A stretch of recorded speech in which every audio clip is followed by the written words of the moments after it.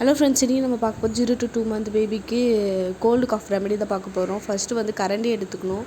அதில் வந்து தேங்காய் எண்ணெய் விட்டு ஒரு பிஞ்ச் அளவுக்கு பச்சை கற்பூரம், சூடோ இல்லை பச்சை கற்பூரம் யூஸ் பண்ணணும்.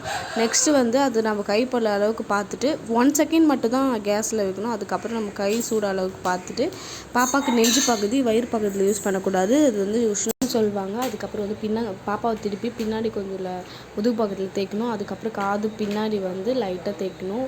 ரைட் லெஃப்ட் ரெண்டுலேயும் தேய்க்கணும். பாப்பாவுக்கு நைட்லாம் உடம்பு சரியில்லை, அதனால இந்த வீடியோ காலையிலே நான் யூஸ் பண்ணேன். நல்ல ரிசல்ட் கிடைச்சிது. Thank you friends.